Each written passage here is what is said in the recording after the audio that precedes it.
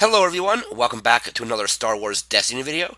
Today, Fantasy Flight reveals some more spoilers for the third set, Empire at War. We're just going to go through those spoilers card by card, discuss them, and I'm going to give my thoughts on them. So first up we have K2SO, 12 health, 15 or 20 points, red hero legendary. His sides are 2 melee damage, 3 melee damage, discard 2 shield, resource and blank, and the cost to play a weapon on this character is increased by 2, and after you play or move a weapon onto this character for the first time, each game you may ready that character. I'm kind of not a big fan of this. First of all, I do think his health is good. 12 health is pretty good.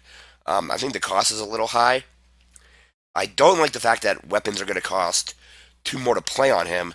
The ability to play or move a weapon on him to ready him, that's pretty cool. So you're probably going to have to be running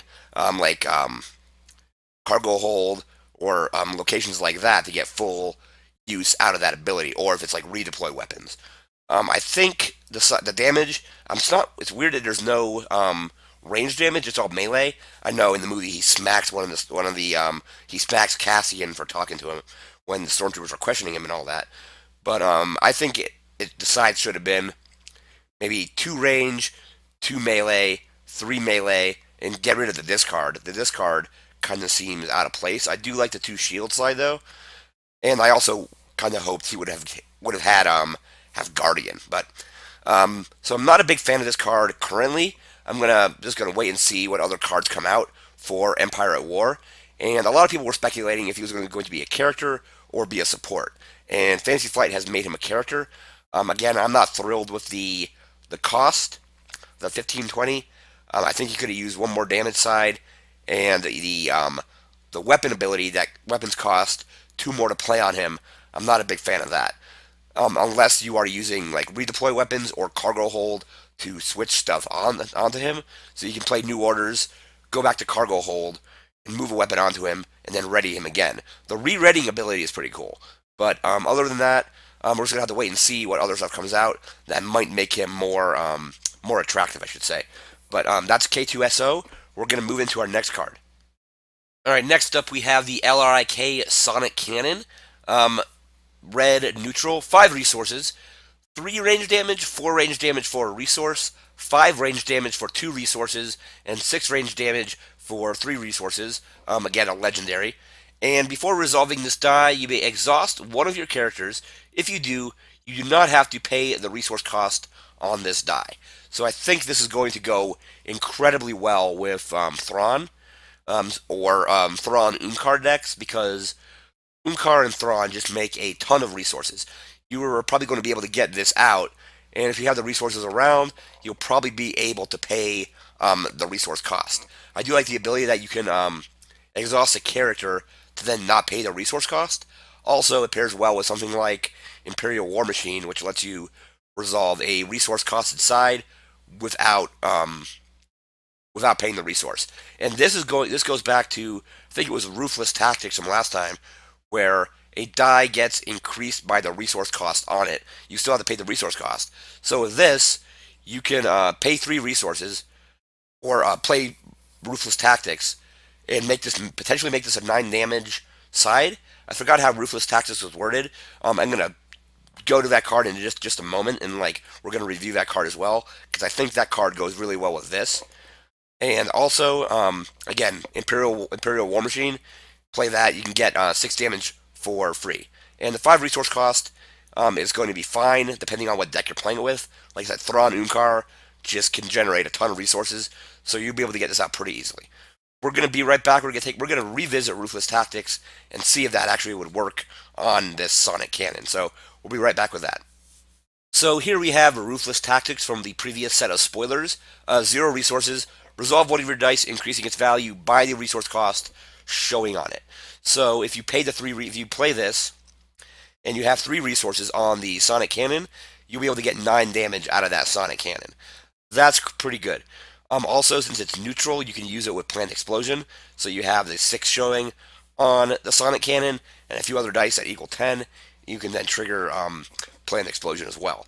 So this is going to go really well. So Imperial War Machine and Ruthless Tactics, I think, are going to go very well with that with the Sonic Cannon. we're going to move back. We're going to be back with our next card. And next up, we have Thermal Paint. 2 resources, Yellow Hero, upgrade weapon. After you activate the attached character, force an opponent to choose and deal 1 damage to one of their characters. Then you may discard this upgrade to deal 1 damage to that character. So you play this on Sabine. This is going to be for her. Play it on Sabine, roll her out. They take 1 damage automatically. Then you can discard it, deal 2 more damage. Next round, before you activate Sabine, you can use her ability to play a thermal card from your discard pile, decreasing its cost by 1. So you play this for, you pay 2 to play it initially. You roll her out, do 1 damage, discard it to do another damage, and then use her ability to get it back from your discard pile for a resource. So this is going to be pretty cool. You can also even throw this on, throw it on Maz. So whenever Maz rolls, she's going to be doing an automatic 1 damage each time she does that. So that's pretty cool as well. So we were all speculating we would be getting more thermal cards when they spoiled Sabine at Star Wars Celebration, and this is what we got. So Thermal Paint, I think that's pretty cool. We're going to move into our next card. And next up, we have Pin Down, neutral red event. 1 resource, spot a vehicle to remove a die. So I think what they're trying to do with this set is make vehicles viable. So you can get a vehicle out. Let's say you get a TIE Fighter out. You roll it. They roll something pretty well. You can pay a resource to say, hey, I have a vehicle in play, and remove that die on Poe. Remove Poe's special die or something like that. You could also use it with Smuggling Freighter. Smuggling Freighter isn't a great card, I don't think, but it costs a resource, so you pay a resource, bring in Smuggling Freighter, and you don't even roll it out. You just leave it there, so you can use Pin Down for basically 1 resource to get the freighter into play, 1 resource to use Pin Down. So I think that's pretty cool. So basically, it's nice removal, especially if you're not really planning to use the vehicle. Now you have something that you can actually use it with this event. So that's Pinned Down. We're going to move into our next card. Next up, we have Roll On, 0 resources. Reroll 1 of your dice, then you may reroll that die. You may reroll that die again. So 0 resources, let's say you're playing a Crime Lord deck and you roll a resource or something like that, something that you don't really want. You can then play Roll On, reroll, reroll, reroll. If you use Swiftness, you can give this Ambush. So you play Swiftness onto Roll On.